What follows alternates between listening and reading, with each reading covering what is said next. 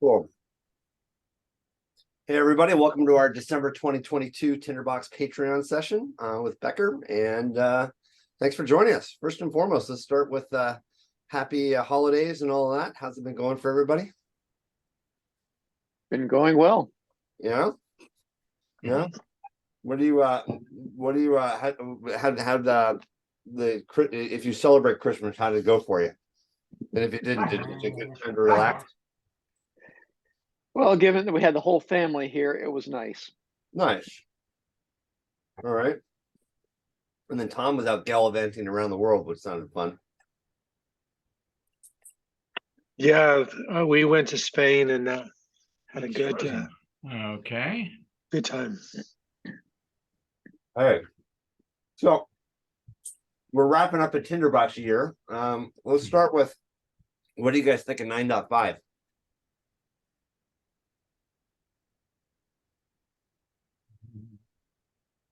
Honestly, I haven't had much time to try out any of the new features. I Yeah. hope to get back to this very soon. Okay. Video. I'm sorry. What was that? Okay. So I will say there are some very nice new features in 9.5 that I think are going to be very helpful and which ones would that those? I know I can put to use. And what are you thinking about? Well, just some of the improvements with the way that it handles preview is helpful for what I'm trying to do. Okay. Again, my approach is to use Tinderbox as a tool in its own self. I'm more focused on the how do you let someone build up a structure, a database, and then work with that within the Tinderbox environment. I'm, at least right now, less focused on the publishing out of Tinderbox. Mm-hmm. So I'm kind of trying to work within the structure of Tinderbox, and for some of the things that I'd like for other people to be able to use this tool with, I think some of the preview improvements with preview will just simplify some of the issues people have being able to present the information they're working with. Okay. Okay. Did you see my last video I did on preview, by the way, though? I have not. Okay. I hope to get to it soon. Yeah, no worries. I can, there's some interesting ideas around that, though, in that I think for the novice user, it can be super confusing because when you first start, and as is always with Tinder, any Tinderbox file, when you first open it up, there's nothing there. Yep. And if you're not familiar with templates, it can get confusing as to how do I change that? How do I manipulate that? How do I see the title? How do I cascade children? Those kind of initial two concepts aren't clear. And so I did on Monday, I did a quick little video to kind of explain some of that. Yes, I did see that you'd put that up, and it's on my list of things to look at. And then I found an interesting preview bug that I've reported that we're hoping Mark will be able to get to at some point. But what's interesting is if you have notes of the same name and then you attempt to preview them. So if, let's say you have a list of notes, note 1, and then it's in a container, you have note A, B, C, D, and then you have another note, say note 2, and then you have a container A, B, C, D. So you're repeating the names note A, B, C, D. And then you attempt to preview, say, the last C, then the last note C. When you attempt to preview that, for some reason, if there are duplicate names, Tinderbox will lose focus, and if you're selected on that last note C, it's going to jump up to some random note above in the outline. I don't know if you've experienced or seen that. I personally haven't. It does not surprise me because I think the whole problem of Tinderbox relying on names as the way to address or access notes is full of pitfalls. Well, behind the So, scenes, which is why I agree with you on trying to use IDs wherever I can. yeah, so that's what I was about to say. That's why I'm I use ID kind of everywhere as opposed to the note Right. name. There's just so much more Yeah. practical. How about you, Tom or Phil? Yeah, Michael, a couple of comments for me. After I think you and I had some issues with the initial preview in terms of how it worked, and it really broke a lot of the methodology you had helped me develop over the course of the past year or two. But once we got past that, and currently, I kind of like it because I'm using images a lot more in my notes, which I really like, and I've been wanting to do, and it doesn't bloat my file. So from that perspective, I really have enjoyed using this new version. And I also like this whole idea about being able to put pound in front of kind of have it parse out the at and the pound in the name to do some of that work. Although I haven't done that much in that regard, just because of muscle memory, I'm just not used to it yet. But I think there's some benefits to that. But the thing that I'm really using and enjoying is the whole idea about putting more images in my notes. Yeah, I agree with that too. I think it's a really nice feature. For me, I struggle with it a little bit because I want to be able to use those images as repurposable assets more easily across notes. And so and I find, and I know you can paste them in, but and I'll demonstrate this actually today too. Another reason why I do it. I know you can paste the image in, and then you could copy and paste that across different files. But it does increase file size still, and not as much, not as much as it used to. But also too, just being able to name the image, find the image, manipulate the image, but most importantly for me, manipulating the output code is a lot easier when your image is being managed externally, as an external outlet or resource. But there was a ton done in 9.5. One of these days we should probably go through and sit down and redo it all. One of the things that well, before we get to that, how about you, Phil or Tom? What are you thinking about, interested in looking at? Well, I haven't used it yet. I mean, I've used Tinderbox, but none of the new features. All I did was struggle to finish the semester and get some project reports out. Yeah, finally got take great time stuff. off. Yeah. Yeah, I had to deal with that too. Mine was one of my universities I teach for. I didn't realize how much of a stickler they were. They want the adjunct professors to record hours, and at the end of the term, I realized I didn't get paid. And they're like, "Yeah, if you don't submit your time card, we don't pay you." And I'm like, "Ah, crap!" I had to go back and retroactively submit my time card. This sucked. Yeah. Yeah, I'm like, I thought I was out of like punching the time clock in 30 years ago, but I guess not. And Tom, how about you?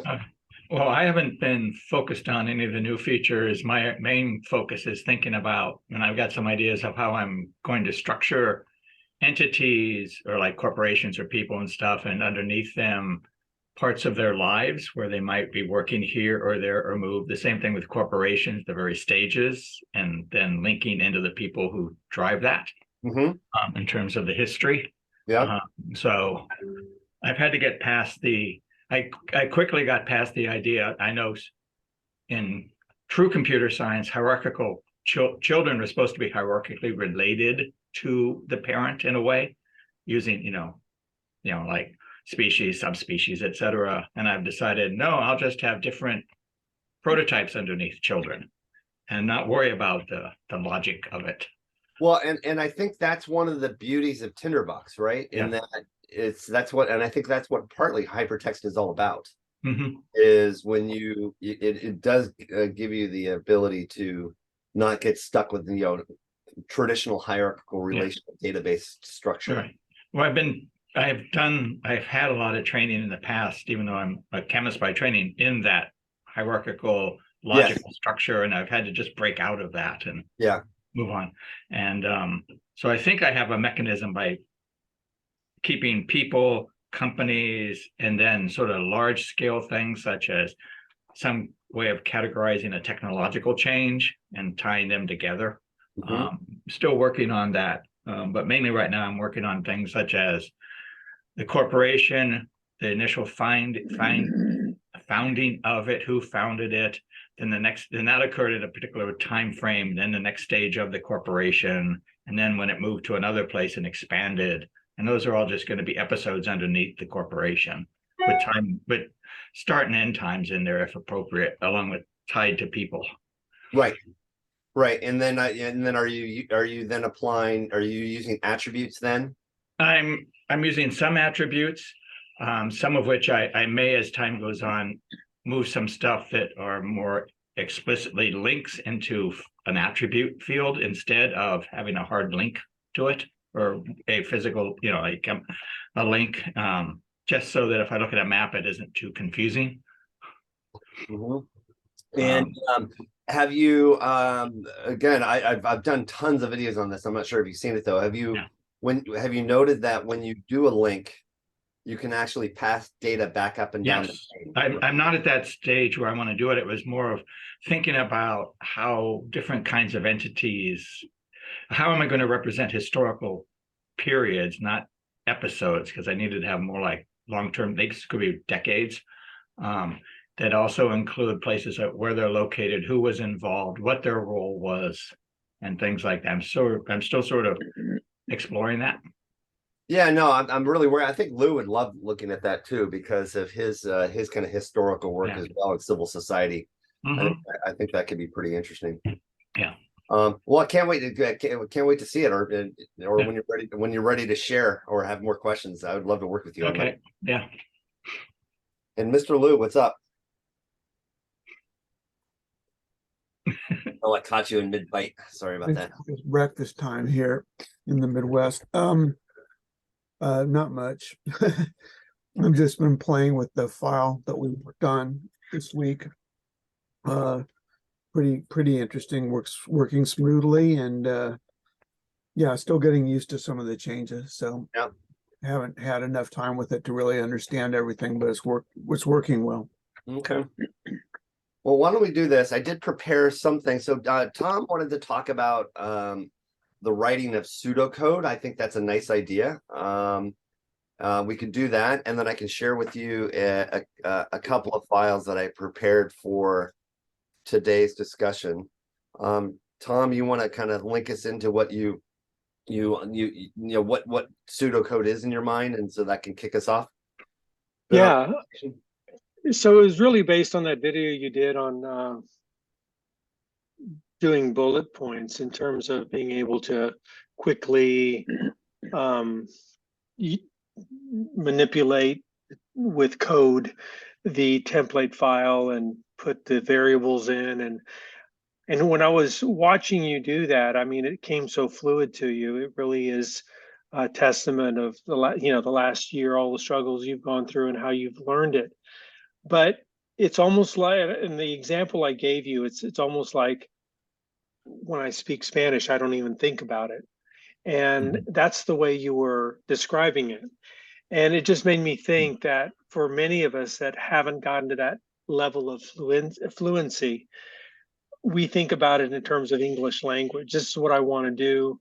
Need to break it down. What are the steps? We're not even sure of the steps yet, but that is the introduction to pseudocode. Pseudocode is really, and I think Chuck, you can probably elaborate a lot better than I can, but for me anyway, it's just translating what I want to do into an English outline in terms of what I need to do, and then translating that as best as I can into code. So for me, that's pseudocode. Yeah, or basically scoping what you want, scoping the ultimate output you want. Yeah, it's a step before of what you're explaining. In other words, it's the whole idea, things you do in your head that you're not saying, that for us, we still have to manually do.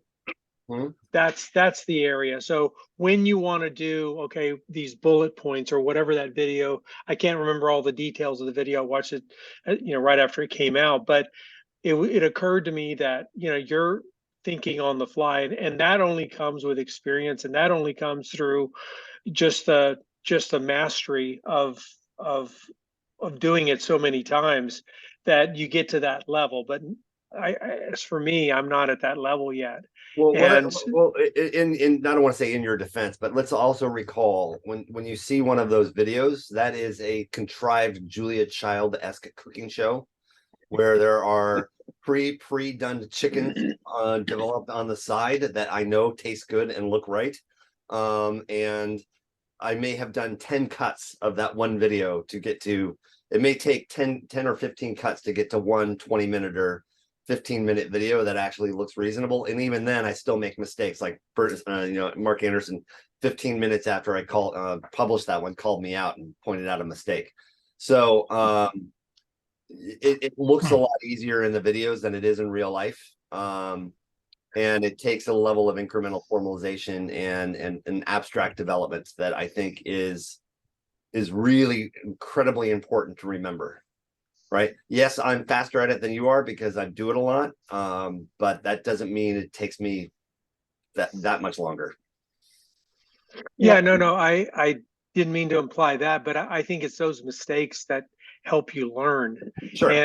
But once again, for a lot of us, it's like, how did you think about doing this each loop, and how did you think about, those kinds of building blocks, right? And that's the pseudocode that I was referring to. It's not the process, because the process, each one of us has to go through it and get and understand and learn that. But it's the English language translation that I think it would be, helpful to at least All right. Well, why don't we begin learning. So I have that video, but why don't we just take a few minutes and just look at that one example today, because I do think like a bulleted list is helpful in that thinking. So let me share my screen. And so let's say you are, typically if you're in a Microsoft Word document like this, you would say bullet 1, and then you would, and often too, I will do that. I will put it in a traditional output software as well, just to think about what I need to do. 3. All right. And then you would say, let's get, you're on note A, note B. So let's say we wanted to, this is what we wanted. Right? Where'd you guys go? There you are. So let's say that's what we wanted as an output. And maybe to extend it even further, you wanted to say, I want some text up here. Let's say, I wonder where these blue lines are coming from. I want that some text up here. I want maybe an image down here. And that's what you want. That's what you want. And let's say maybe too, if that bullet had some link, you could say some text here, and let's say this bullet had some text, and so you wanted to display that. Right. So what you kind of want to do is think about what the output is that you want, and the conditions that you might want from doing that. And then on that note, going through, well then what and let's think about this too, when you're making this distinction between input and output software. I can do this list in Word. I could do this list in PowerPoint. I could do this list in Excel. My challenge though is in those different mediums, I'm unable to get easily at that URL to be able to repurpose it later. I'm unable to And maybe what we say is we'll call this one knowledge is power, right? So one of the things I'm unable to do in traditional output software mode is know what I mean by knowledge is power, right? So how do I, in this context, explain exactly what I mean if all I want to show is the 3 words knowledge is power? And then the other thing that you might want to do is cite it. So what if I wanted to make sure that I maintain some kind of citation against the fact that knowledge is power, right? And if I'm doing it in output software, you wouldn't do a citation like that. The way you would do a citation is you go here and your citation would look like this. Oh yeah, it would just look like this. You'd basically, if you're doing APA style citations, you do Bacon 1597. And if you were doing a footnote, you would do it like this. You go to insert tables, figures, word. Actually, no. How do you insert a footnote? Okay. You never do it. That was okay. All right. So you'd insert a footnote, hit insert, and you say knowledge is power, and you'd have your little footnote. So just looking at this list, there is a lot going on, and then maybe you even have a title up here, right? And maybe that title is centered for now. So just looking at this list in Microsoft Word, you've got a lot going on. You've got a title, you've got some text, you have a bullet that's got a URL associated with it. You've got three pieces of text that have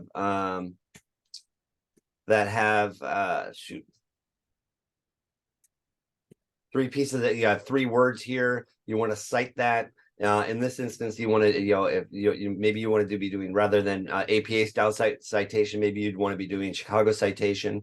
I also find if if I'm adding text to my links,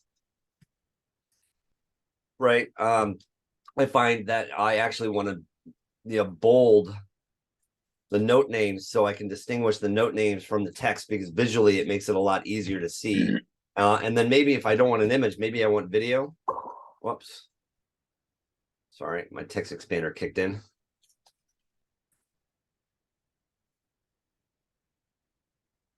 Right. So maybe I'd want video images or audio associated with this. And then behind the scenes, maybe I'd want some metadata associated with this.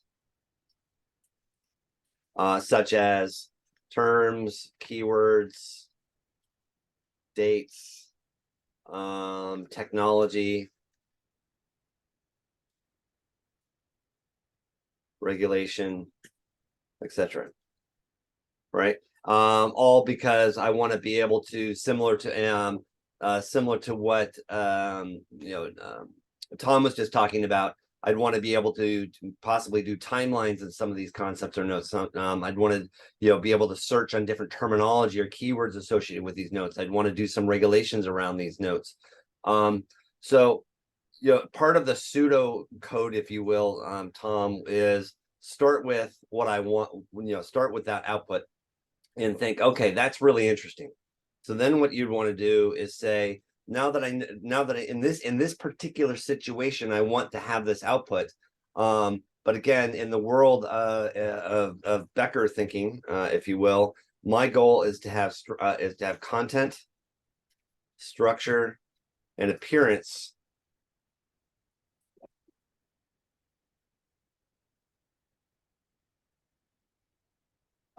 all separated out.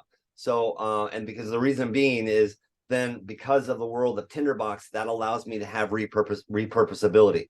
So what is content? Content is all of these words. Content is any of these media assets. Content is any of these metadata pieces of information, terms, keywords, tags, etc. Structure is this bulleted list, because the same kind of structure could have been done this way, where let's say we wanted to go up here and insert a table. We could have easily have done structure like this, where we said knowledge is power. Oops. Actually, what we do is we do something like this. Bullet 1, bullet 2.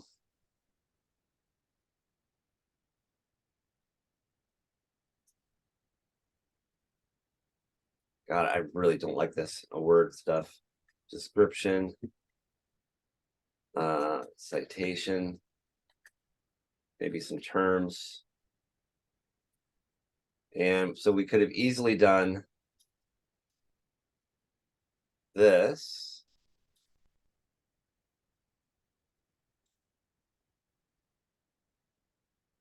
And you get the idea. So, so essentially, as you're thinking about this nature of Tinderbox and using our capabilities, and then maybe there is a media file, some media associated with this too on our table.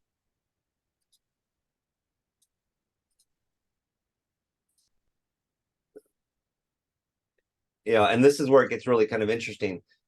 For this particular title of this item here, I do have a media file. So like the same content could be being reproduced on here, but I may actually have media associated with each one of these too as metadata. So that might be over, if I go here, this might be other elements of media that I've not considered because of the nature of the formatting of these items. So buried behind this particular knowledge, I've got these other pieces of metadata that I may or may not want. And then going back to Tom Norris's comments too, there may be some behind the scenes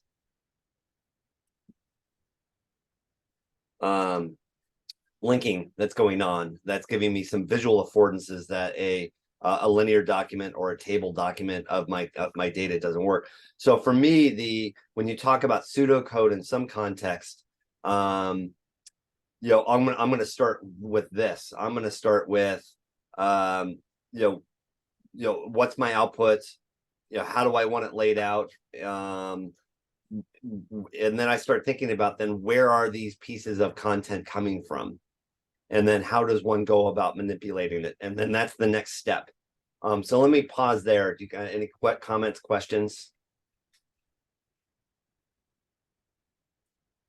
Yeah, I'll just throw out something. When Tom brought up the issue of pseudocode, I was thinking in terms of what is often done in programming, which is you lay out the objectives of a program in not a programming language, but a descriptive language. Okay, so and then use that as a basis for then going and writing code.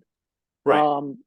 What you've done is you've worked on looking at what the results should be, or the information you want to gather, which is another kind of pseudocode that does exist, which is often in the database realm of how do you represent the different types of data and the organizational structure of data. And there are schemes for people developing that.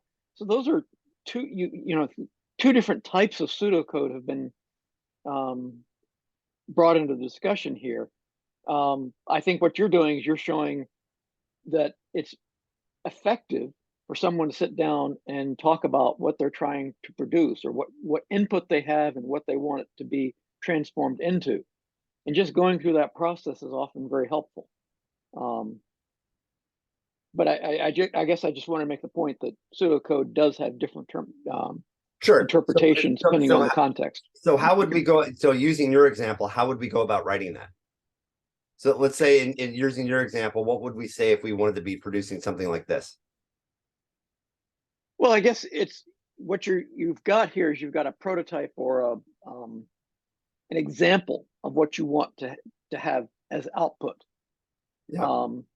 And in that context, you really just want to start writing down what are the elements of the output. What are the structures? You've done some of that. The metadata.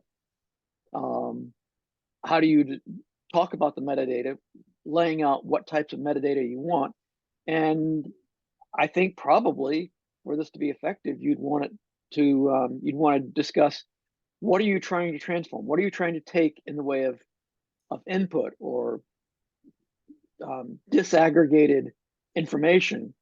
And how are you trying to produce a more aggregated or structured or interpreted output from that data?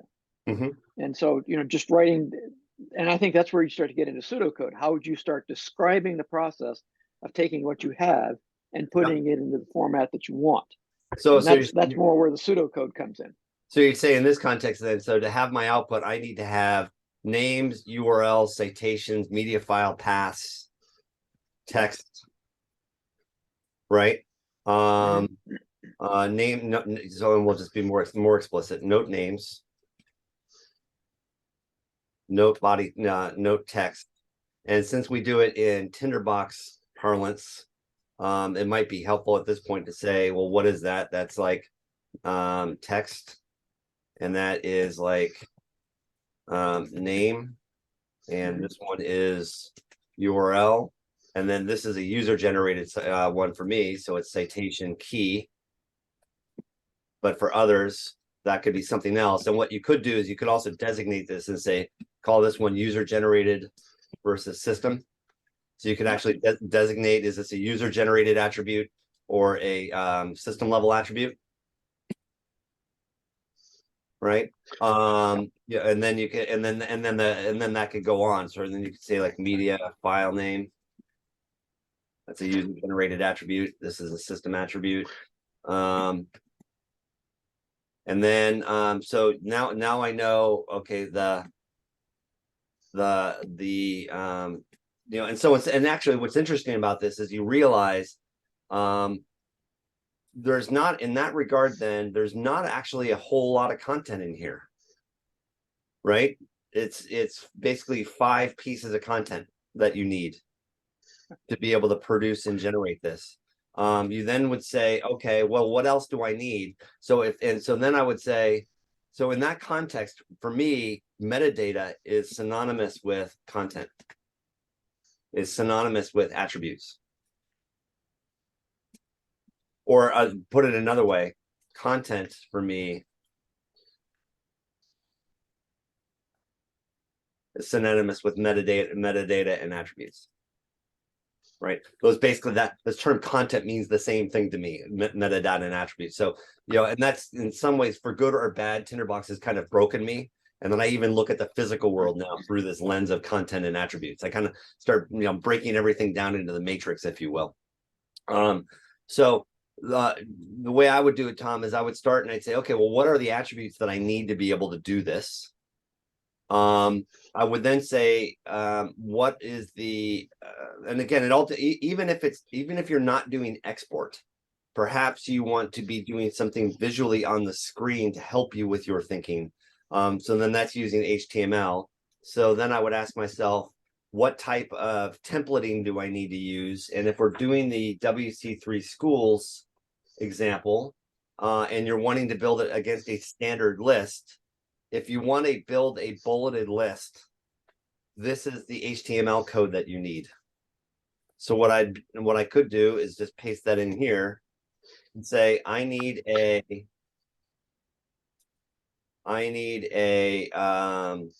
template that produces this structure of HTML. I need it to, and again, we can go up here and say, fill it in ourselves. I need a titled list.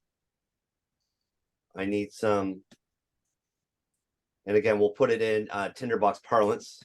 I need a text parent. And then I need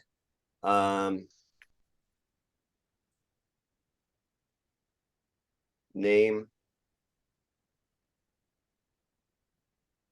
child,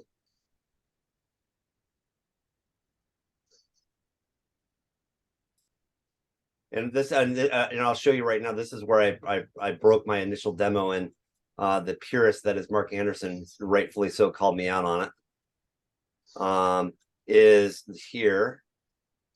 I'm gonna go and fix these. So I need a named child. I need a named child, and I need a named child. So I'd say, okay, so from a code perspective, then if I'm doing a bulleted list and all I'm doing is following the industry standard. Now, this is where Mark Anderson called me out on it. I can't believe we saw it so quick as well. Typically, when you're building a bulleted list, you start with a UL tag and you close with a UL tag. And this means unordered list. And then you would see, if you see here, what I had done accidentally is I had closed the lead tag here, where this lead tag, if you're having a subset of bulleted lists, that lead tag belongs here. And that's what Mark had called me out on. So most browsers won't care. They'll do it, they'll default for you properly, but the context of Tinderbox didn't and Tinderbox doesn't care either. But if you want to be a purist in the structuring of your code, this is the standard way of developing a bulleted list. Chuck, Michael, I have a couple of comments. In your description of content, structure, appearance, I would add one more, and that would be code. Because in Tinderbox, there is that element of coding that you've just yeah, no, for sure. Yeah. But again, though, and it's that piece of it that, for me anyway, that I write my pseudocode. Like as Chuck was describing, anytime I have questions about what that code's going to look like, the first thing I do is I break it up into chunks. Like, okay, what am I trying to do? I'm trying to build a bulleted list. All right, I don't know how to build a bulleted list. And so for me anyway, it's like, okay, well, what are some of the elements that you're going to need? Well, unordered, ordered, but I do that in English. right. And then I try to translate it. That's the way my mind works, because many times I don't know what the final output's going to be. I haven't done this 100 times. So for me, it's just kind of working through these little steps, and it's those blocks that I find in Tinderbox many times that I want to get through, and for that I use pseudocode. Yeah, but let's take a step back though and go through this list, because I think this is really important. And by the way, to your point of, for me, when I talk about this is content. This is basically text, right? Slash names, slash metadata, slash attributes. Basically it's attributes, because everything in Tinderbox is attributes. So we'll just call content, as I said earlier, attributes. And then structure is CSS, HTML, and action code. And appearance is CSS, HTML, right? Because that's how you and that's how you go about getting this capability here. And then when you're thinking about now, okay, let's go back down to this bulleted list here and think about what else we need. So in this first one here, I would also need a B tag, because I want it bolded. Right. And I would need, let's just bold that so we can have our example the same. I would then need a comma here, and then I would need some text. And then I would want a space, and then I would want the citation key. Okay, and then you could similarly go through and do that same thing for these notes. And this is where it does get faster, is I don't need to go through this visual step anymore of what I'm showing here. Michael, quick question just on the syntax. Yeah. Text citation key, just there's no separator, there's nothing there. Well, there's a space. Just the space. Well, yeah, but and again, right now what I'm doing is I'm populating my my structure of what I want for. So if I had to have picture pure output for a bulleted list, Right. This is what I'd want. This is what I'm asking. This is what I'm asking Tinderbox to produce for me. No, I get that. I'm just asking an even dumber, lower level question than that, just about syntax.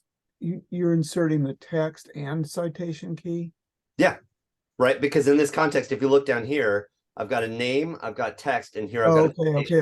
Oh, yeah. I've got Okay. name, I've got text, and I've got a citation. And what's important to remember too, in my output, maybe I don't want text associated with some of these other bullets. Got it. Maybe I don't want them bolded or not. Maybe I don't want their URL associated or not. And just for the sake of example, let's say we did say we wanted this one to be have a URL wrapped around it. I see it now. I Right. just, So yeah. that syntax would be this href. You'd say value URL.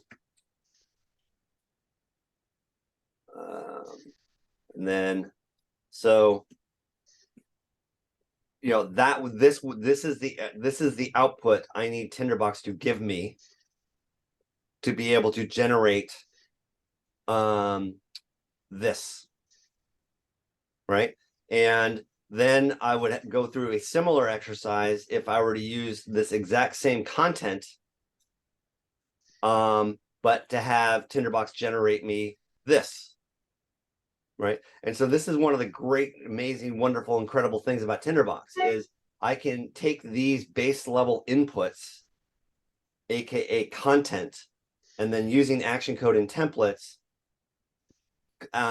transform that content into any structure, and then using CSS. And that's the next thing I'd want to do is I'd say like, and again, I won't be too pedantic about here, but maybe we'd say, you know, class equals bullets. Michael, just before you go on. Yeah. No, I don't want to slow us down here, but which video, like just to decode the, I know, I'm sorry, this is a dumb question. I should know this by now, but just the href equals cap value URL. Do you explain that in one of the videos, the specific? Yes and no. And the way I go about explaining it is saying that I'm not going to document the internet. No, I understand. Yeah. And so the way I explain it is, you know, there's a wonderfully great, amazing resource called W3C Schools. And this is a website overseen by the WC3, and they've documented every possible thing you could tag organized structure when you're writing HTML or CSS. Cool. Okay. Great. So so what I do is I go here and I type listed, bullets. I go like this, and it would come up and say, "Oh, okay, I want an HTML list. Here are different examples of how to generate an HTML list." And then it says, "Try it yourself." And then I go here and I'm like, "Okay, this is the code I need to figure out how to generate." Terrific. I didn't know that. Okay. Yeah, it's awesome. And then what you can do too, and I'll show you before we're ending the call, you can actually take your HTML output from Tinderbox, paste it in here, and let's say I'll go like here. Let's do that. Let's say I do this, paste it in here, and run it, and it actually gives me how it's going to look. So I can actually see that this is the proper structure. Oh wow, that's amazing. Okay, so now that we've done that, so now we're going to start, and now let's go to, I think of where Tom is going in that. Now let's think about how do we get this into this, you know, and then this is where for many it starts to really bend your brain in that, you know, then you start getting into what we'll call layers of abstraction, and you're starting to think about, okay, how do I start manipulating this thing we call our data to force it into this structure? And so then you're going to start thinking, okay, well, what do I need to do here? Well, in some ways, what I'm doing here is I'm building two lists, right? Because you may not think you are, but at the end of the day, English language, let's say.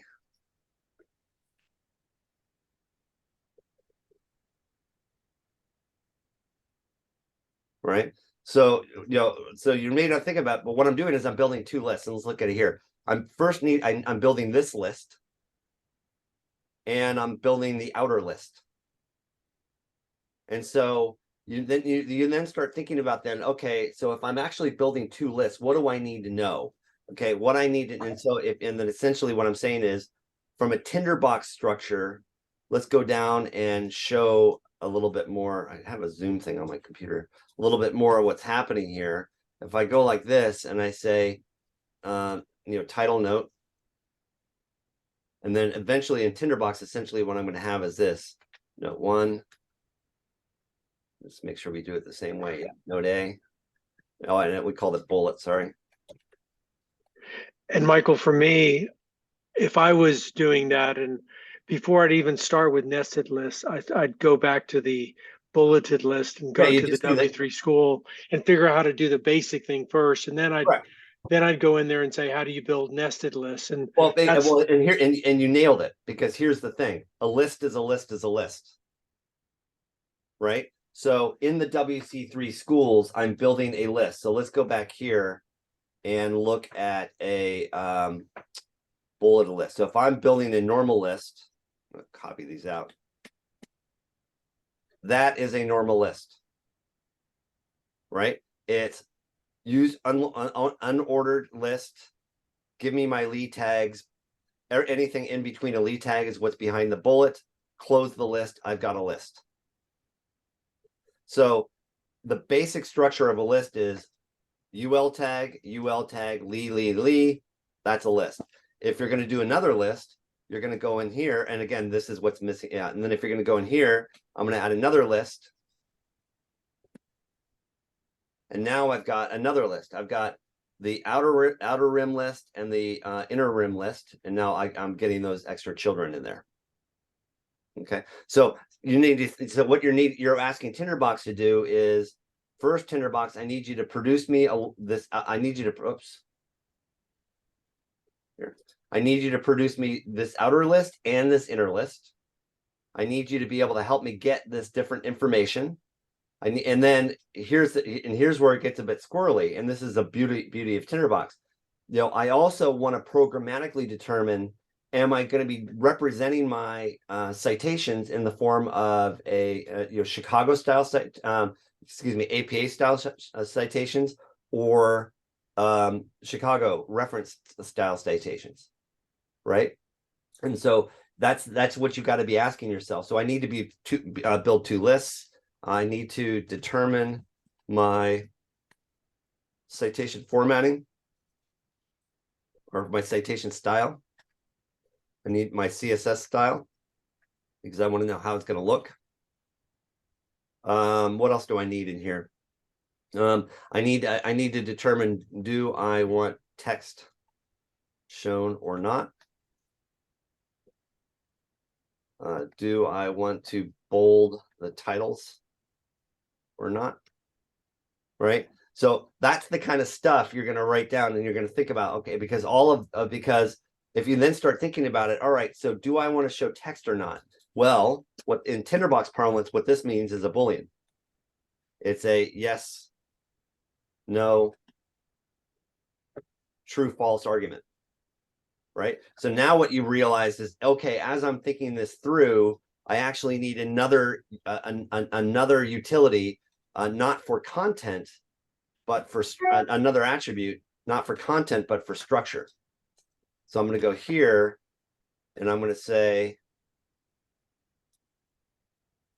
structure, and I'm going to call this one attributes. And I'm going to say here, now what I've just realized as I'm going through this thought exercise, I need a Boolean called is no show text. I need a Boolean is yes CSS style. What else do we need here? I need a Boolean in, do we want to bold the titles or not?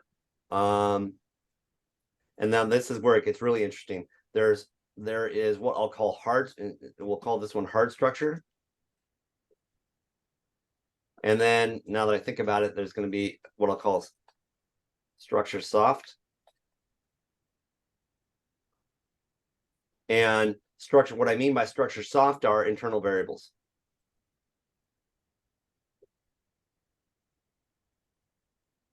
Right? Versus an established state.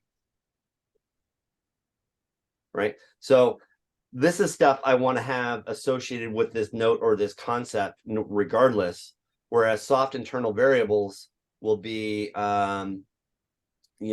thinking about this, see here, I've got a bold tag, an opening B tag, and I've got a closing B tag.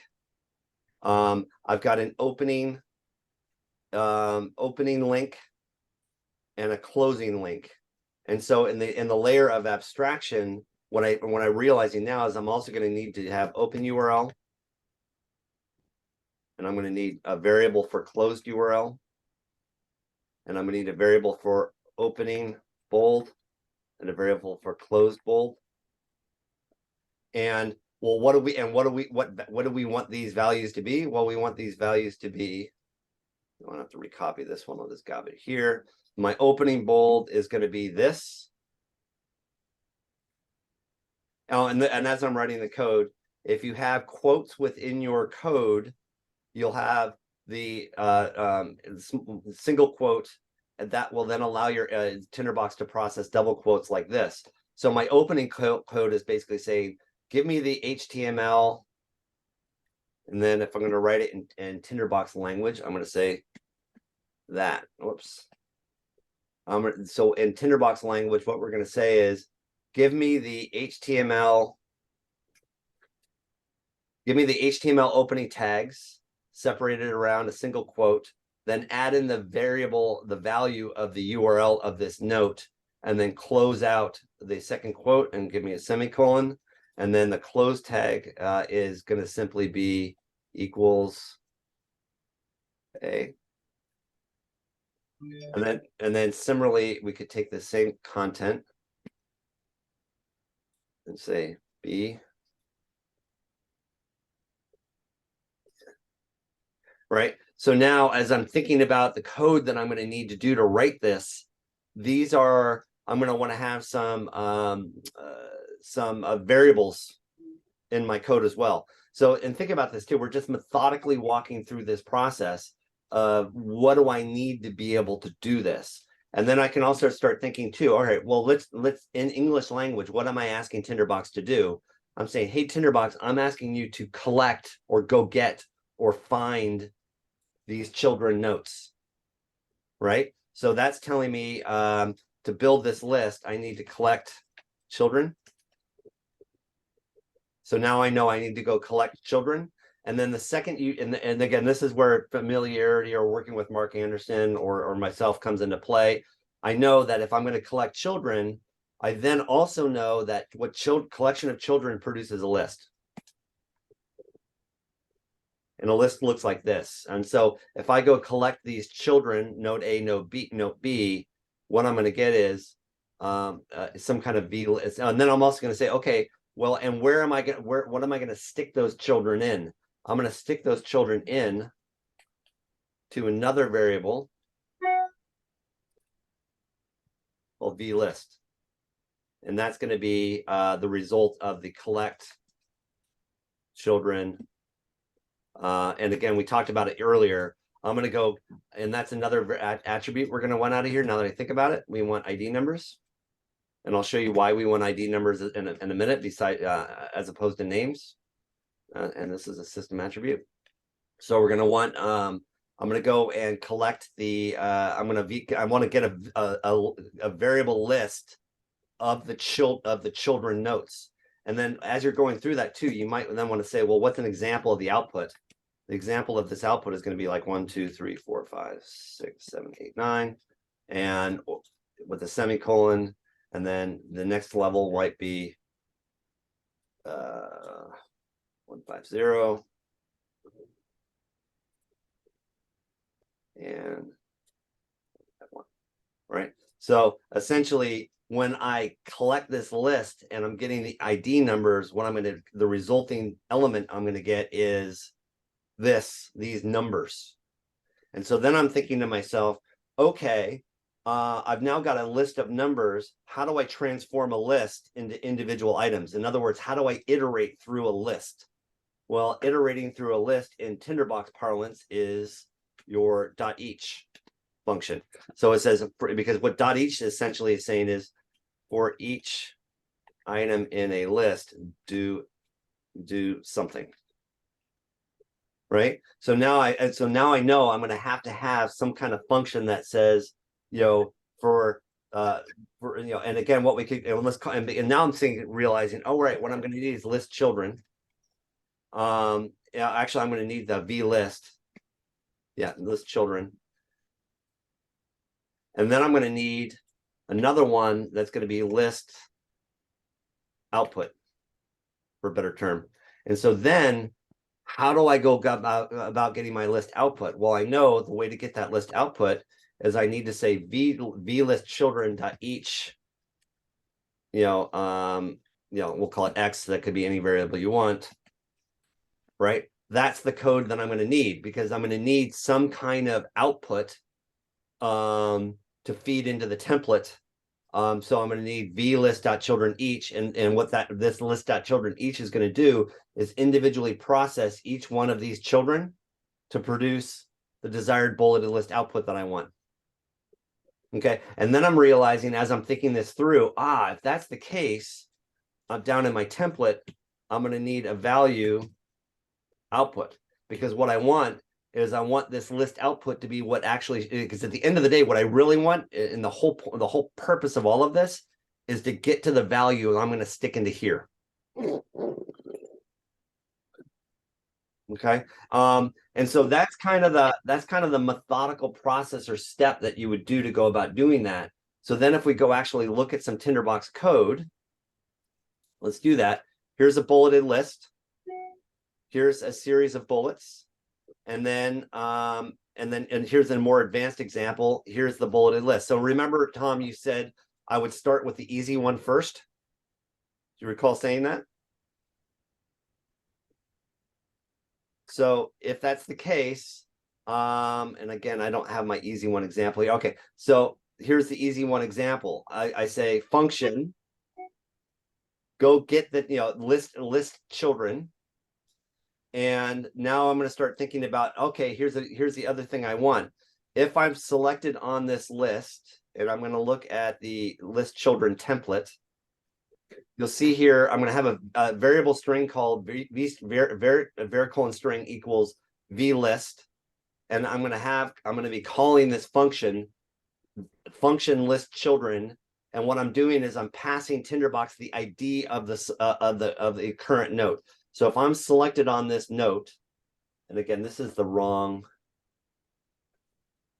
my more advanced one. I might have screwed up my basic template. Let me see if I can get my basic. No, because I've unbasicked this version of this template accidentally. I'll have to go back and fix that. Oh, here it is. Should I use this one? No, that one's basic too. All right, I can fix that in a second. So let me do this. I'm going to fix this code so it's not so. There we go. So this is purely our basic list. Got it. Okay, so as Tom pointed out, the first thing we want to do is, and let's go and get rid of these bullets here so we can have just a basic list.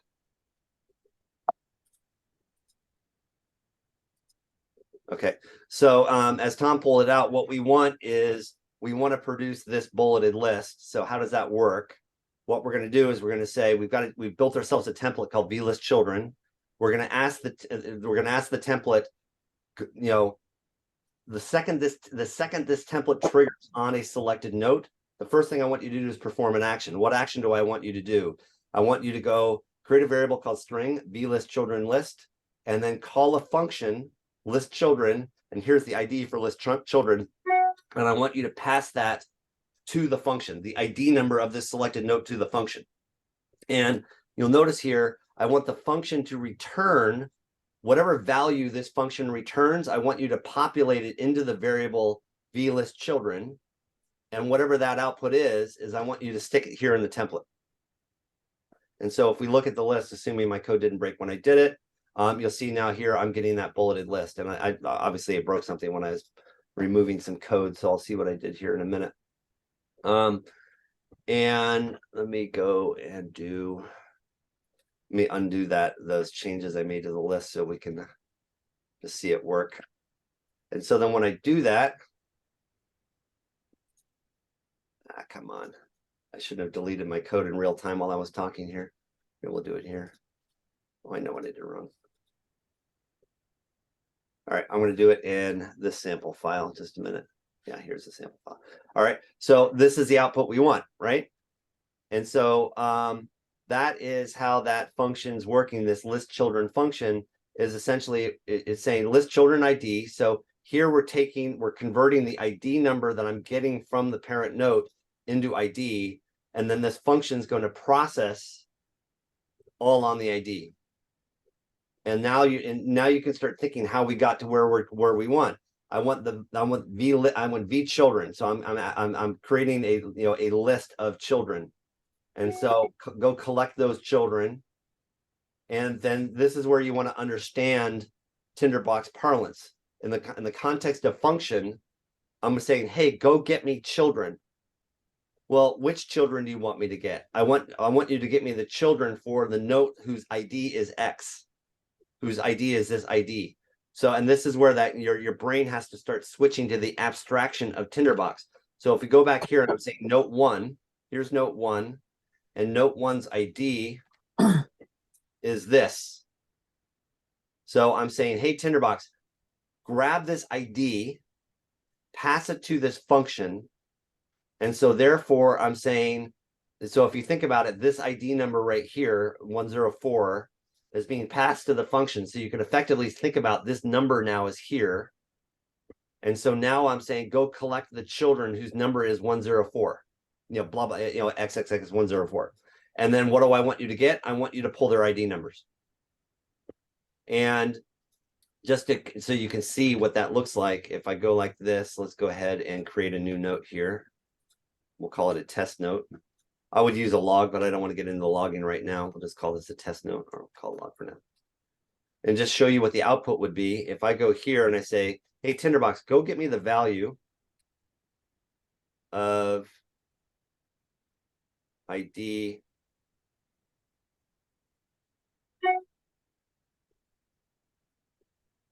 this note. So what this action code here is telling me is, this is called export code. And what I'm saying is when you render this note, go grab the value of the ID of this note. And here, and the reason why I need note IDs in Tinderbox parlance, typically what you would do is I shouldn't say typically, smart quotes. If we go like this, and I turn off smart quotes, you could easily do this, note 1, right? So go get me the value, the ID number of note 1. So what is this telling Tinderbox? Hey, get me the value of the ID number for the note named 1. But this is why Chuck and I like to use ID numbers rather than note names, because what happens if I had another note named note 1 in my file and I didn't realize it, right? So therefore I wouldn't be able to be explicitly getting what I want. Whereas if you're using ID numbers, I could say, hey, Tinderbox, go get me the value of the note for that specific note. And when I'm using an ID number, every note in Tinderbox has a universally unique ID number. So I'm guaranteed to get the note that I want. So if I do that, I now get the same thing. And more importantly, I get whatever attribute I want for that note. So name. Or if I type in here URL.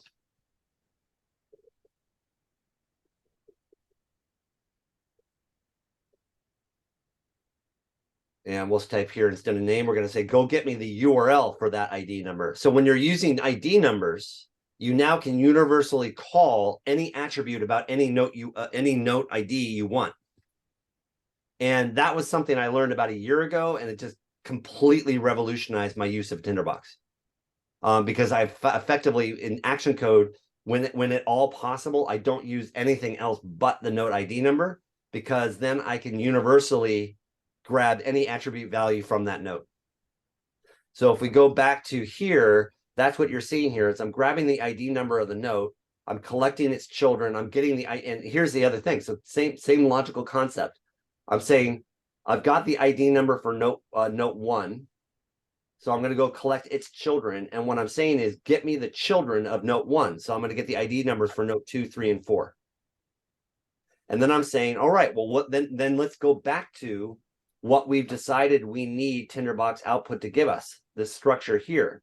So if we go back to it, I'm going to say, and then I'm going to incrementally parse it. If I want a list, what's the first thing I need? I need a UL tag. And I'm going to put a regex line of a \n, or so that I get a line break in the output of the UL of the export code, so it's easier to read. And then I'm going to say, all right, I need you to iterate against this list of v children. So for each v children, and this could be NID, it could be X, it could be Y, it could be whatever, you know, internal variable logic you want.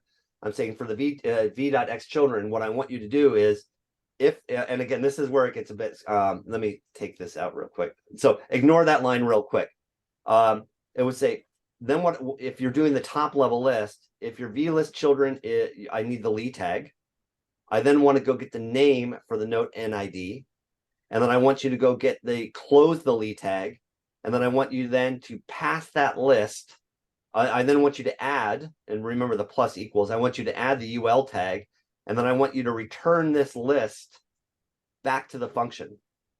And then that's how I'm getting up, I'm getting up to getting this note 2, 3. And so that's the first list you want. And then I go through here and say, all right, but in my case, what I want is a nested list.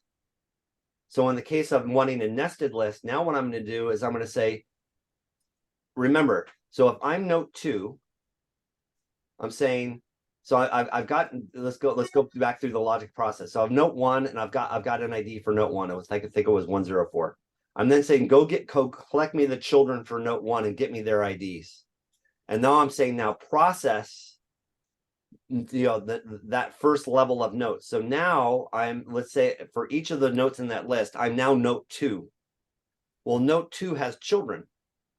So I'm going to say, if I'm note 2, if I'm a child note and I have children, then I want you to call a second function because I need you to build a list of the children. So I'm now going to go say, here's the list of the children. And I'm going to say, do exactly the same thing we're doing up here, but I'm basically feeding a function value into a function. So I'm saying, give me the list of the children. Now return that list of the children back into this function, and then stick the list of the children here. And this is the mistake that I made earlier, is I put the return of the list of the children here and not there. And this is the mistake that Mark Anderson caught. So you'll see here, I've got my bulleted list now. And if I go here and I look at the code, you'll see it says note 2, closed Lee, UL. Well, technically this Lee needs to be after this UL. So that's what Mark Anderson caught. Well, and again, that's an easy fix. If we go here and fix that, we're going to feed it there. So essentially, let's go and say, what am I saying? Hey, Tinderbox, start creating my list. Create a UL tag, stick in note 2, then grab note 2's children, stick note 2's children's list in, close that tag, clear out note 2's children so we don't cache that list, and then remember a dot each is goes through each of the lists. So I'm going to say, okay, now that I processed number 2, go and process number 3. It has no children, so just give it its name. Then go process number 4. It has no children, just give it its name. Return that completed set of processes lists back to note 1, and you get that. So that's how you do that. Now to take it one step farther, go ahead. Any comments, questions? Michael, I had a call, so for the last 5 or 6 minutes I've been on a call, but this is super helpful to kind of deconstruct and you to go through each of these steps. The other video that I was going to tell everyone that I've been using for this deconstruction and better understand kind of the thought process is Mark Bernstein's video, the one he did on text extraction was really, really good in terms of going through. He does a great job of the pseudocode of what are we trying to do, and just like you did right now, I think that that's a really good, another good way to learn this kind of process.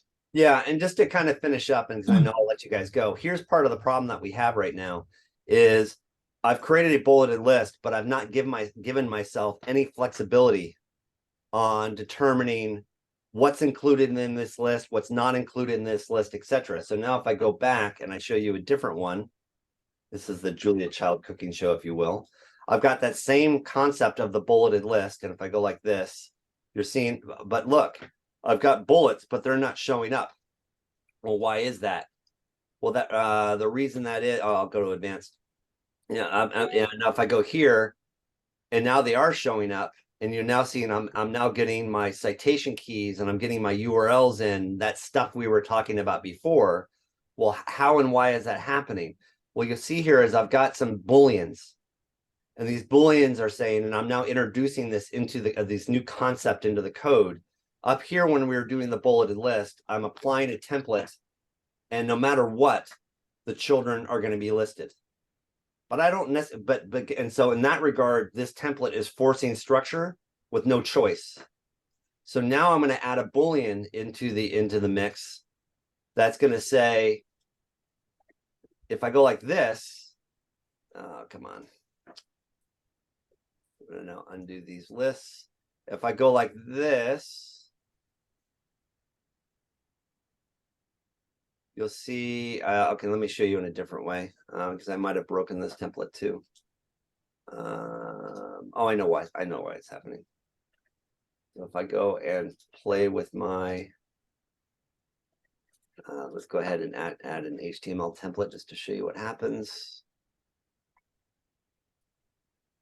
If I add in an HTML, oops, no. HTML template. Cancel. So if I go like this and I've got an HTML, let me show you a different file. Darn it. Here, this is the better one. Cascading list. Okay.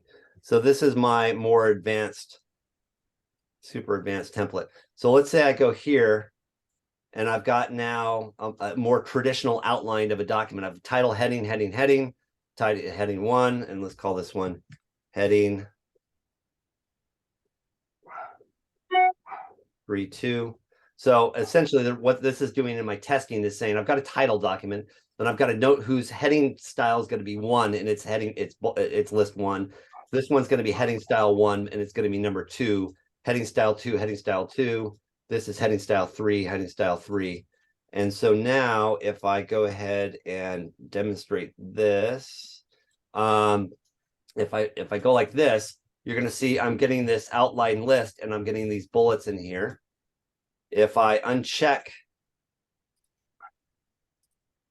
these bullets and I do that, I now get headings, and you'll see in heading 2, I'm still getting bullets.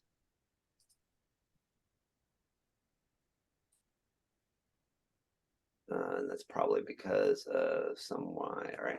So if I go like this, heading 2, I gotta see why I'm doing that. All right, I'll figure it out. So what you can do with a more advanced template is you can actually force it to unbullet and bullet things.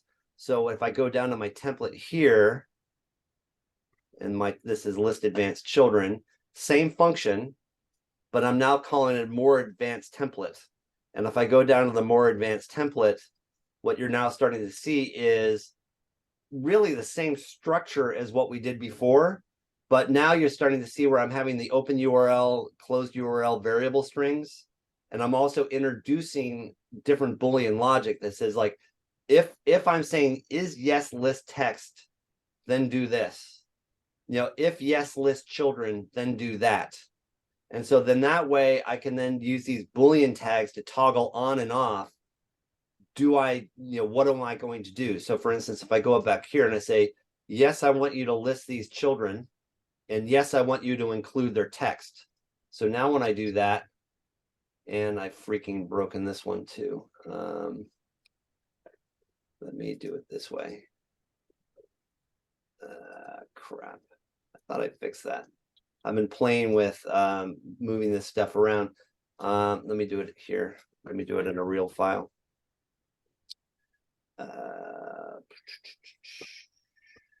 One that I know is not broken. So we can go to like this one and I'll say, here I've got, a couple notes.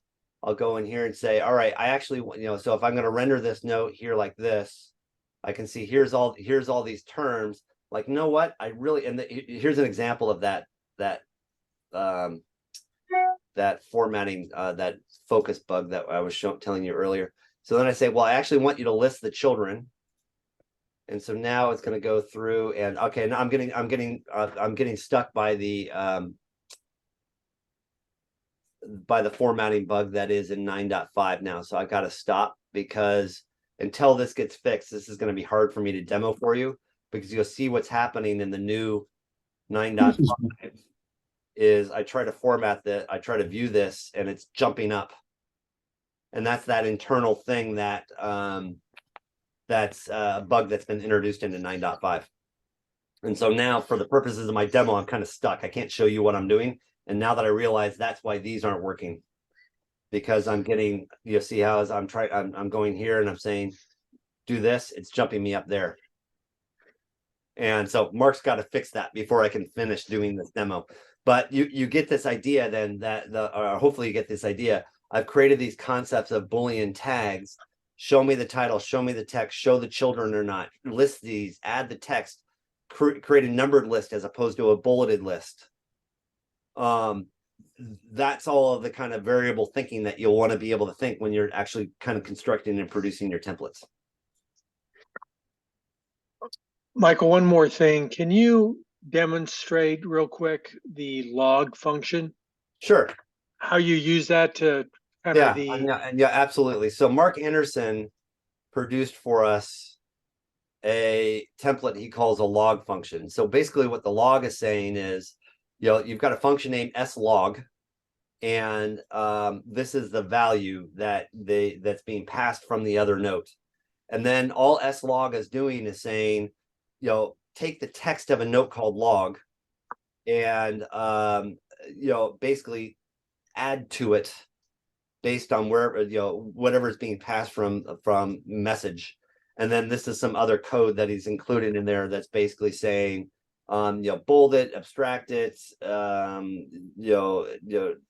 and basically other kind of fail tests for doing the logging. But let me show you how that works with an export code. And this is really, really important when you're doing these kinds of developments, because you're going to want to be incrementally building out along what you're wanting to do. So if you see here in my function, I'm clearing out the log in the very beginning. And so I've got a note here called log that's got nothing in it.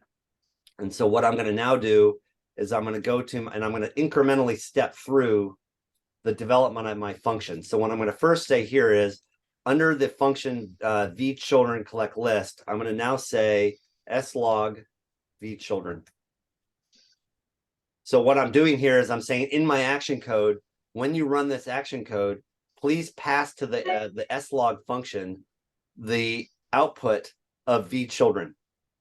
And so now if I go and run this note here, I go like this. And now I go look at the log. And now I have the ID numbers for the children. So, okay, I'm like, great. And then the other thing I would do is I would turn on this thing, the columns. And I'd zero that out. So that when I look at here, I can see looking at the log and I say, okay, the children of note 1, bullet 1 is 779.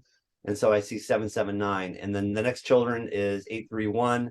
And I can see its child is 831. And its next child is 832. So there's 832. So I'm like, okay, great. That first step of my function is working. I'm getting the right, I'm getting the children I expect. So then I would go back to the function.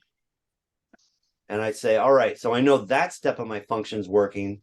So now the next major step of my function is this step here, the v child. So what I want you to do is go here and say for each a child, I'm asking you to do this, and then I want you to return that step to the log. So if I do this and I go back to the log, you'll now see it's giving me the notes for, and I'm not clearing it out. And so then you go back and you say, all right, what's going on with there? Oh, because I'm actually asking it to return V children. In this case, now what I'm wanting it to do is produce for me, tell me what's in V child list. So now log for me what's happening in V child list. So I run it. And now I can see, all right, that's what's happening in V child list. So I know I'm getting the output that I want. Similarly, I can go down here and say, show me what's going to happen in what's going to be outputted for the subchildren. So go run it. Look at the log. And now I can see the subchildren are 2.1, 2.1, 2.3. And the subchildren are 3.1, 3.2, 3.3. So now I know my sub function is working. So essentially what this log function lets you do is incrementally step through each step of your function that you're producing to be able to know what I'm doing. And again, I'll give you one last example of that, and then we'll go through here. Like, for example, up here, I'm saying I want my V list to include this UL tag. So I'll do that, hit review, look at it, and I can say, okay, I'm getting my UL tag back. Right. So that's all it is just, using the log function to increment, because remember what Tinderbox is doing, much like what Tom Norris was talking about earlier, is this kind of hierarchical structure.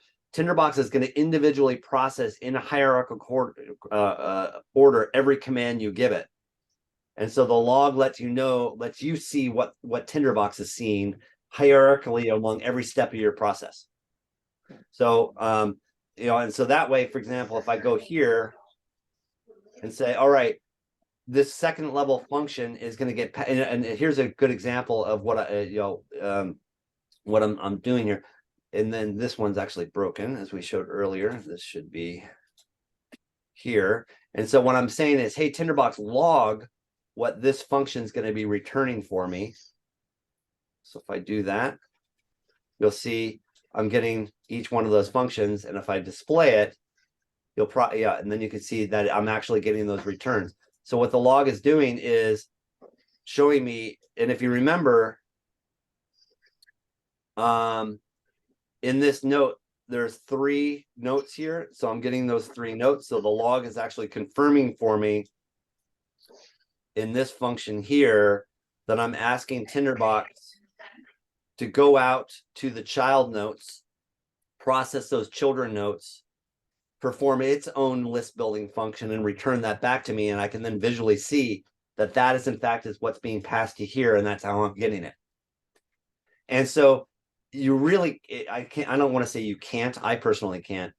I find doing more complex structural templates like this almost impossible without a log function, because without the log function, you can't figure out easily where something is breaking in the chain. It's a debugging tool. I mean, you're right. I mean, it lets you parse out sections of it just to make sure where the error is. So I couldn't agree with you more. The last question I have, and I didn't mean to ask so many questions, but the last question I have is, I understand why you use the ID. It really makes it unique. The reason I don't is because I can't make heads or tails out of it. So how do you, I mean, translating that into the name, I know you can look it up every single time, but to me, it's just kind of a pain. But remember, when you're writing a function, once you've written the function, it's not you thinking about it, it's Tinderbox. Right? You're actually, once I've written this function, I never need to see I don't actually see the ID number. Tinderbox is seeing the ID number. So when I'm doing this, I'm getting the name for me to visually read that. Behind this is ID numbers, which Tinderbox is using to produce that. So are you just using the ID numbers to make sure they're different, or are you going in there and checking each one, the name or all that? Or how are you using the ID? So look again. So if I go down here, look at the template. Damn, I've got the zoom thing happening here. Look at the template here. I'm saying of the selected note. So I'm on this note 1. And I'm for the selected note, trigger this template. And when I trigger the template, grab the ID number of the selected note, pass the ID number of the selected note to the template. I'll do the basic one so you can see it. That ID number is right here. 104. Now process this ID number. Go get the children of the ID number 104 and give me the children's ID numbers. Then go through and get me the name of those children for each of those children. So the ID number actually in the end gets is the preferred route, because if I weren't doing that, and when I was originally learning how to do that, I was passing hard quoted quotes note 1, quotes note 2, and as a coding perspective, any of that hard coding just gets impossible to maintain. And it reduces your flexibility, because, for example, let's look at our code now. Let's say in addition to ID number, name, I've now decided, well, you know what? What I really want to pass is not just name, but I want a comma, and I also want to grab URL, so I can just do NID. And so by using that ID number, I have the flexibility to be able to add in attributes or remove attributes at will. So now if I go and run this, I got to make sure I'm on the right template here. Come on. I got to see which template we're on. That should have worked. List children, function list children, NID. Yeah, let's see. Oh, maybe because these don't have any URLs. That's it. So let's say this child has a URL. Right? Come on. That should have worked. And again, this is why I'd want to then go and debug to see why I'm not getting that coming in. And you'd also want to look at the export code, but for some reason,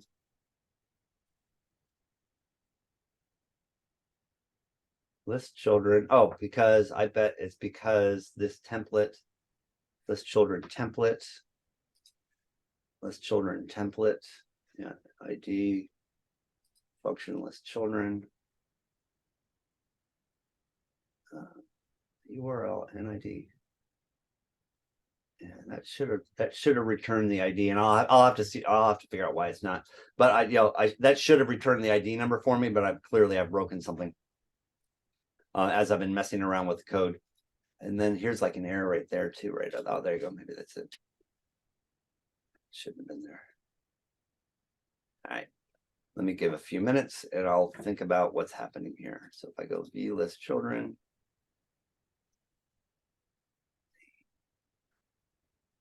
ID number, NID, view list children name. Let me just see why that didn't work. If I change that to URL, so I am getting the proper URL for there. So you see how the URL is coming through now. So now I got to understand why it's not giving me the technical. Oh, I know why. You know why? Because in my action code, I should be saying plus. It's crashing because at the so I've introduced text into the process. So if I do that, right, because I'm saying give me the name plus a comma and a space plus the URL. So if I was logging that, I would have done it. And so now if I do like that, so I've got now bullet URL. So by using ID numbers, you have it improves your flexibility to be introducing any kind of variable into your templates you want at any point, anywhere.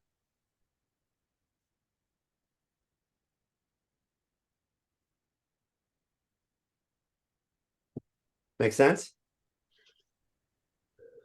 It does. Thank you. Right. This was like a major, when I figured that out about a year ago. I'm like, oh my God, that's the way to do it. So when at all possible, when working with attributes, grab an ID number, because then downstream you can pull any other attribute from anything you want. And you're not declaring that variable anywhere? Well, I declared the ID. So this is Yeah. what you want ID. I declared an ID all the way up at the top of the chain. Now these ID numbers then are passing through. So I got the original parent node ID the second I ran the template. And then now that I've got, now I'm saying grab me the children of the parent node ID and grab their IDs. And so now to Tom's question, though, NID, that variable, okay, gets so this, created in the each statement. yeah, so this Each is where that variable is defined. yeah, so if the function, the dot each function is defined by variable or attribute dot each parentheses, and then whatever you stick in here it gets internally declared as a variable. But that's One line up. that's implicit, not explicit, right? Yeah, yeah. You Because- don't need to, nor would you want to declare it, var string NID, because that variable is being declared specifically for the processing of this function. Well, I like to have it, I like things real simple, but for my future self. But you can't explicitly declare NID. Is that what No, you're you don't saying? want to. You don't want to because you'll confuse Tinderbox. Because it knows that this attribute, this whatever is in these parentheses for the structure of dot each. Because let's remember, what is dot each? It says attribute dot each else. Now, you no, wouldn't have an attribute else. Right now, there's no else. So attribute dot each. So what dot each is saying is go process a list, and this is a list attribute, just to be clear. So what dot attribute, what the dot each function is saying is go process the list attribute, and for each item in that list, do whatever's in here, do something.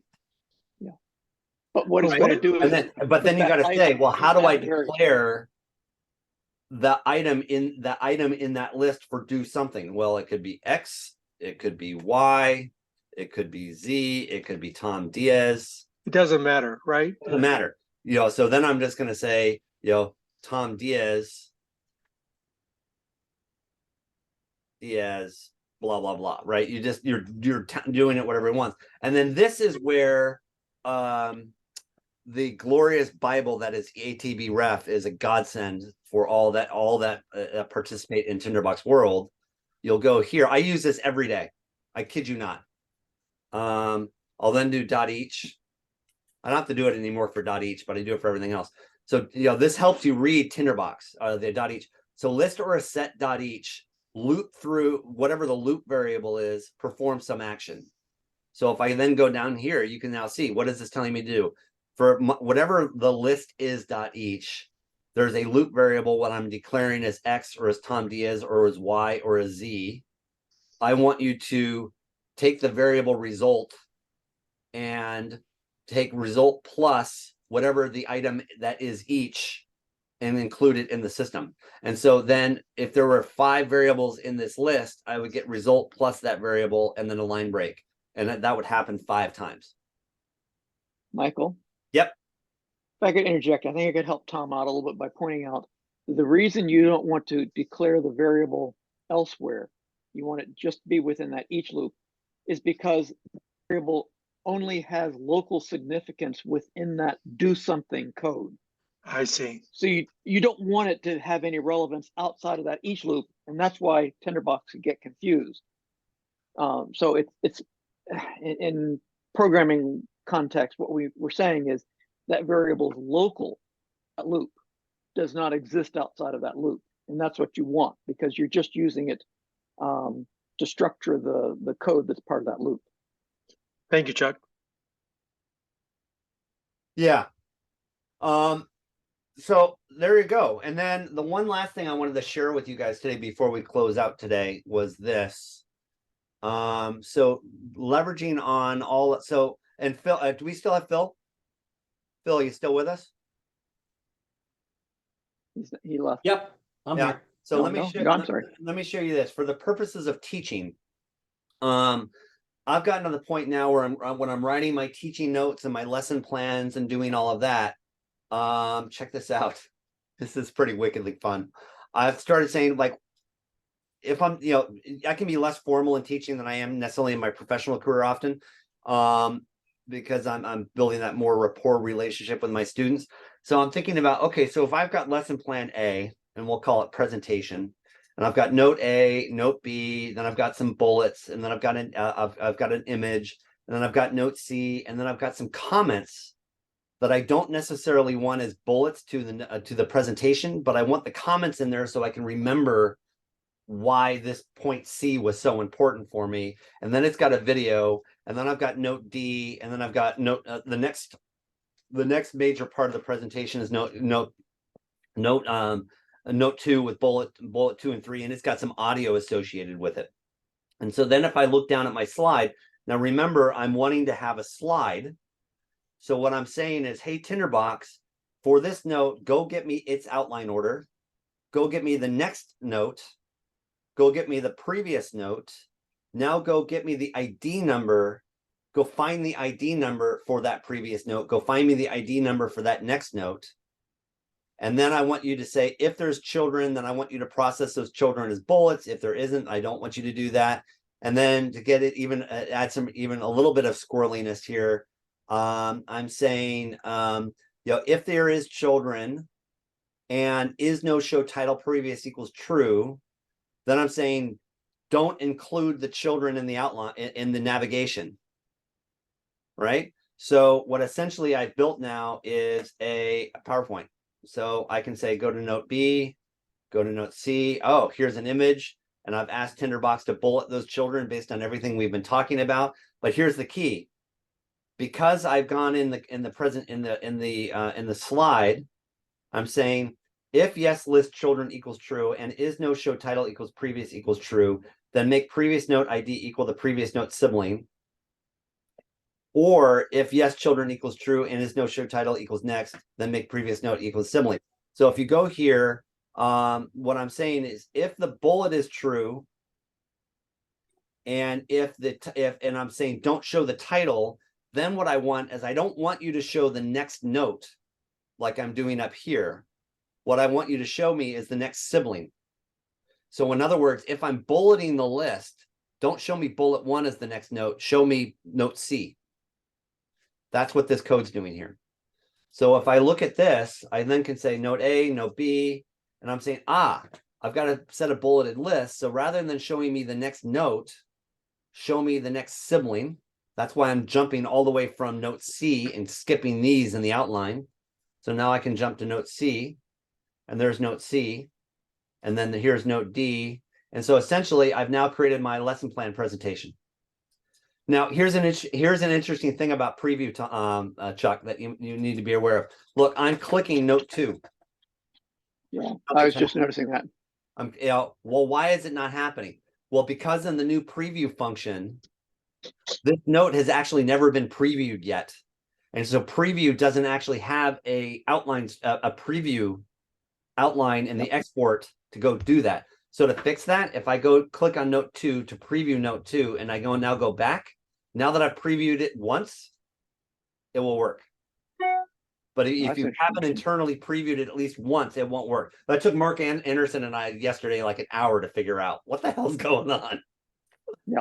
All right. So the other thing, so that's an important little step here. Now, the other thing you might want to be looking at too, and this is the beauty of Tinderbox and Logic. If I go here, you'll notice I've got another template called media, and I've got a whole bunch of values for media, and I've got a whole bunch of conditionals of what I want my media to do. For example, if there's a media alternative, if there's media height, media width, a directory for where the images mean, and by passing media credits, notes, if I'm wrapping that media image around a URL.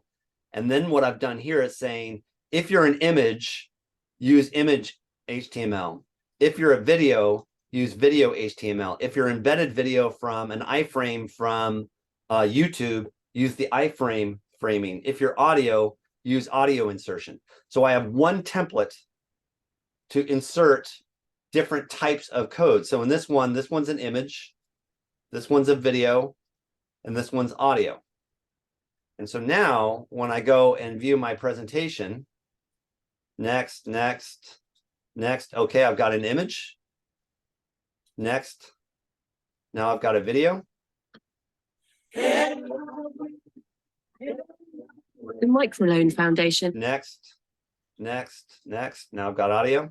Hi, this is Michael Becker, and in this lesson, this is a demonstration of playing an audio file in Tinderbox Preview. There you go. And so now I can create basically, and then the color schemes and all of this is being generated out of style sheet. And that style sheet is a right here is a variable.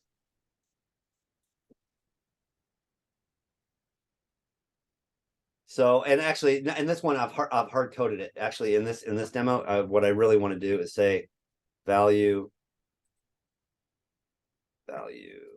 Sorry. Value CSS. Oh no, value CSS style. Well, and you'll see me fixing this template on the fly as I'm doing it. So now if I go up to the P note and I say CSS style,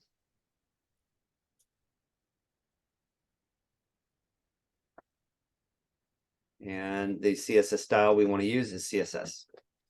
Right. So now if I do that, if I hadn't screwed it up, yeah, so now it works. And so now you'll see in this template, I'm passing the value of whatever the attribute CSS style is.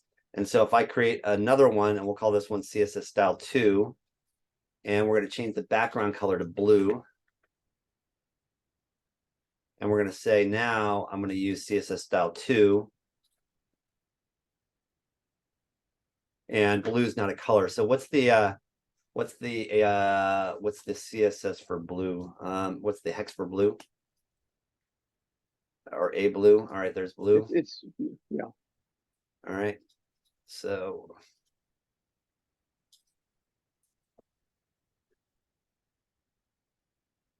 blue.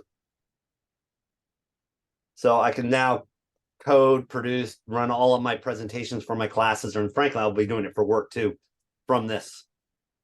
And the reason why I find that incredibly valuable is you'll spend hours and hours agonizing over this bullet name being knowledge is power,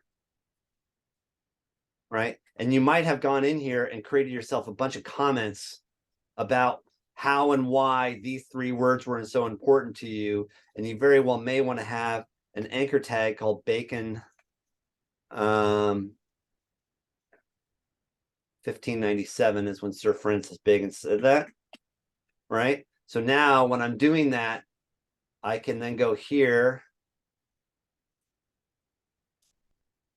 and no, knowledge is power, blah, blah, blah, Sir Francis Bacon, 1997. Now here's the cool thing about this is, let's say though, I'm presenting and I don't want a bunch of text in my, getting in the way of my presentation because I want to look super smart and I don't want to give the content away. So I'm going to uncheck include text. So now when I do it, the text goes away and I just have Sir Francis Bacon. Very cool.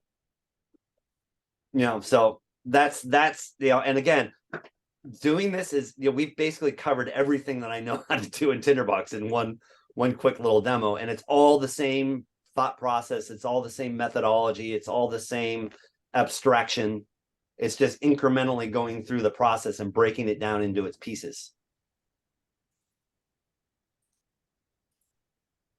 Thoughts, comments, questions about this? Phil, would you see yourself having use of this for your classes? I might. I don't lecture in class. Okay. I use team-based stuff in class, but I video lectures, but generally, instead, students always want PowerPoints, but what I do is I write notes and give them notes. So well, yeah, my lecture is going over those notes. Yeah. Well, here's the great thing. Watch this. And I actually haven't done this before I did it. So if I go export, I got to take it out of preview. So I'm going to export. I have never done this before. So let's see if this works. If I go export selected note, we'll go to documents and we'll say, not documents, downloads, test pres. All right, so I've just exported my test presentation. And now if I go here and I go to downloads, downloads, test pres. Okay, it only gave me the first one. So now if I do, let's just for expediency's sake, we'll export the whole file. And I go to presentation. So now I've got an HTML version of that.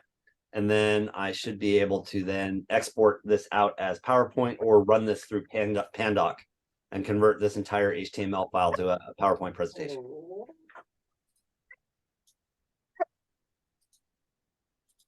Or Why bother since every browser can read that? exactly. Or I'd wrap it up, or I'd stick it on a drive and share it with the students and let them get it that way. But if they want their hard-coded PowerPoint, that's what you'd have to do.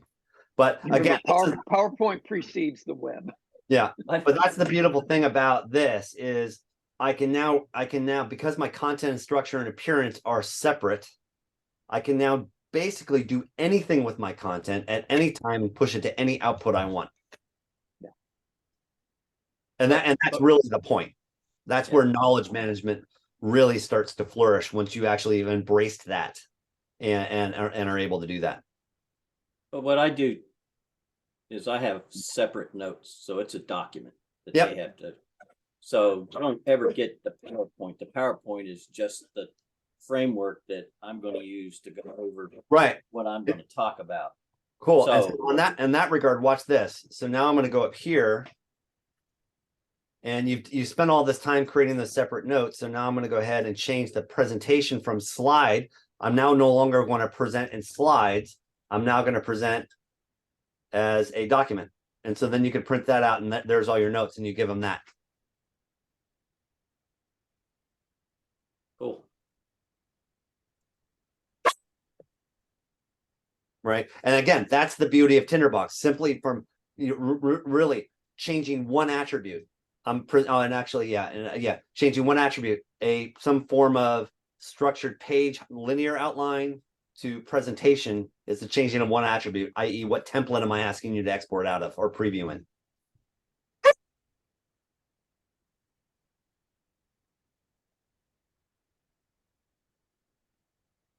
Cool.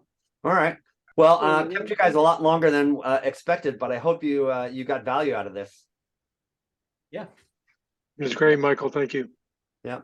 If there are any other questions, let me know. On that note, continued happy holidays, or whatever you celebrate in these times. Hopefully you get some more relaxation, and then have a great 2023.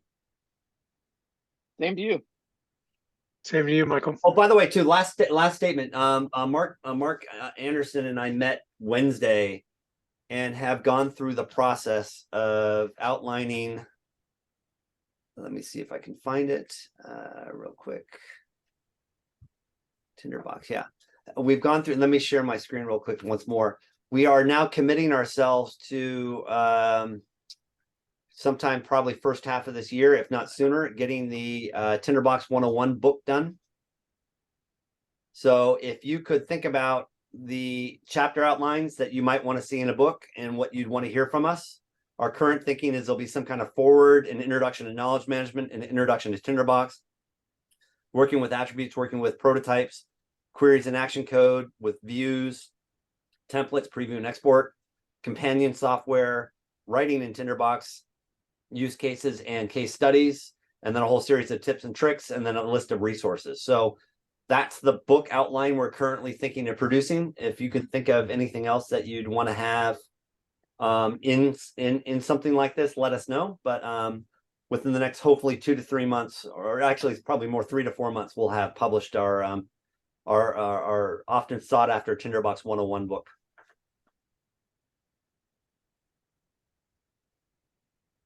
So keep that in mind if you can, if you're open to asking us questions and what you want to see in this resource. Looking forward to it. Yeah. All right, everybody. Thank you much. Happy New Year. Catch you later. Bye-bye. Happy New Year. Bye.